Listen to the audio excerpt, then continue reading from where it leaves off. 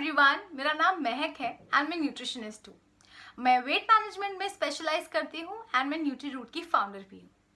तो आज का हमारा टॉपिक है डिटॉक्सिफिकेशन। तो जानते हैं कि डिटॉक्सिफिकेशन होता क्या है। आपकी बॉडी में गंदगी अक्यूमुलेट होती है। अब ये गंदगी अक्यूमुलेट होती है एक फिजिकल और एक मेंटल स्टेट की वजह से।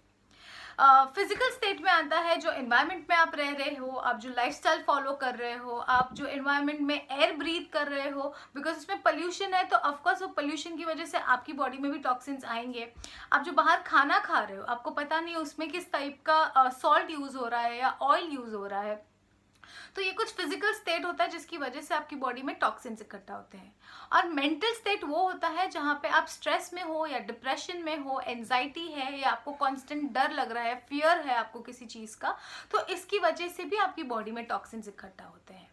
तो ये दो स्टेट है, फिजिकल एंड मेंटल, जिसकी वजह से आपकी बॉडी में टॉक्सिन्स इकट्ठा होते हैं।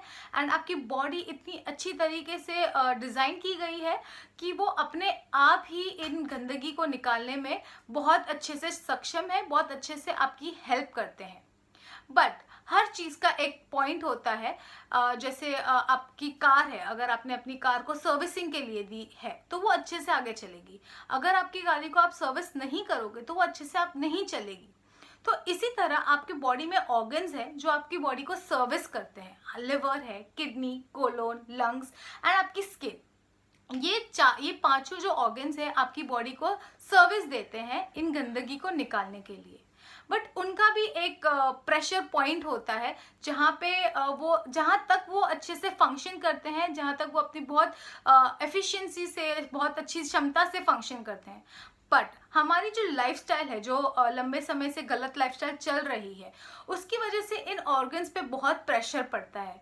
जब इन ऑर्गन्स पे प्रेशर पड़ता है तो ऑफकोर्स इनकी क्षमता, इनकी एफिशिएंसी फंक्शन करने की डिक्रीज हो जाएगी या कम हो जाएगी।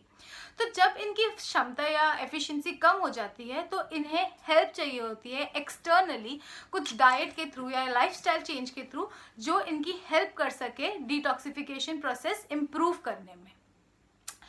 जानते हैं कि हमारी बॉडी के क्या साइंस होते हैं जिसकी वजह से आपको समझे कि आपकी अभी डिटॉक्सिफिकेशन करने की ज़रूरत है।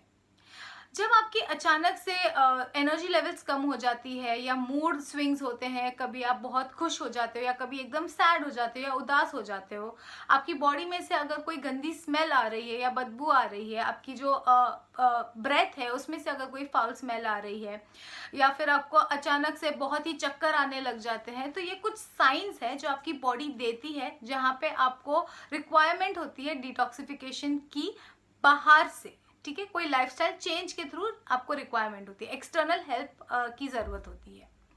तो जानते हैं कि आपको क्या फॉलो करने से हेल्प होगी डिटॉक्सिफिकेशन में।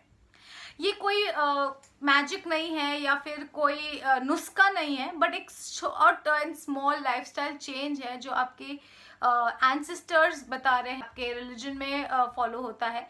It's the magic of intermittent fasting. अब इंटरमिटेंट फास्टिंग क्या है? इंटरमिटेंट फास्टिंग एक लाइफस्टाइल चेंज है जो बहुत टाइम से, बहुत सालों से यूज़ की गई है। एंड इसमें ये होता है कि आप 10 आवर्स या 12 आवर्स या 15 आवर्स या 16 आवर्स का एक फास्टिंग विंडो रखते हैं जहाँ पे आप कुछ नहीं खा रहे हो। आप जब कुछ खा नहीं रहे हो तो आपकी बॉडी रेस्ट मोड पे जाती है। जब आपकी बॉडी रेस्ट मोड पे जाती है तो वो अपने आप को, खुद को अच्छी तरीके से हील कर सकती है।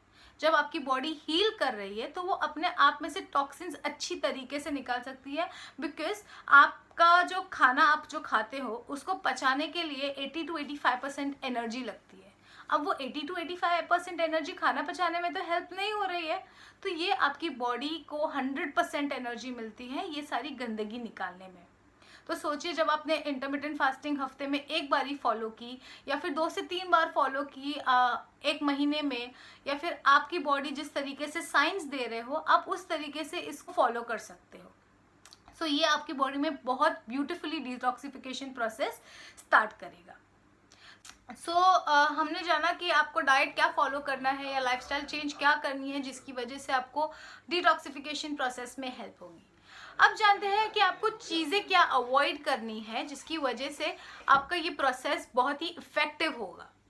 तो फर्स्ट चीज़ आती है कि आपको खाना क्या अवॉइड करना है, आपको कैफीन अवॉइड करना है, क्योंकि इसकी वजह से डिहाइड्रेशन होगा, आपकी बॉडी में से जो पानी है वो सारा ड्रेन हो जाएगा। ठीक है, तो चाय कॉफ़ी आपको अवॉइड करनी है। फास्ट फूड, प्रोसेस फूड जिसमें सॉल्ट ज़्यादा होता है वो आपको अवॉइड करना है।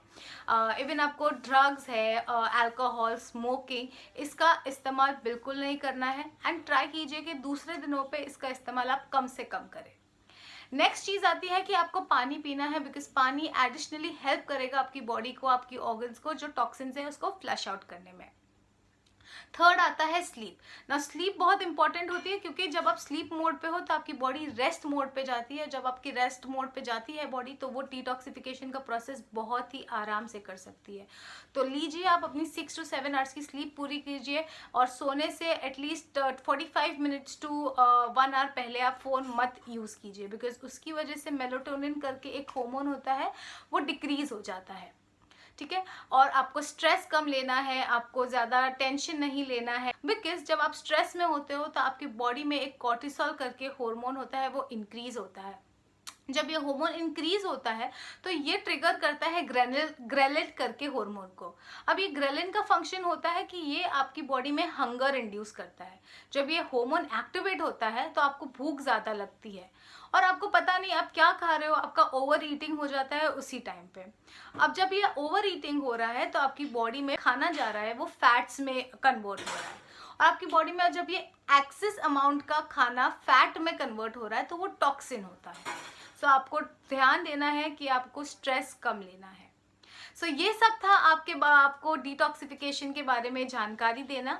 और until next time, take care, keep smiling, keep moving. Thank you.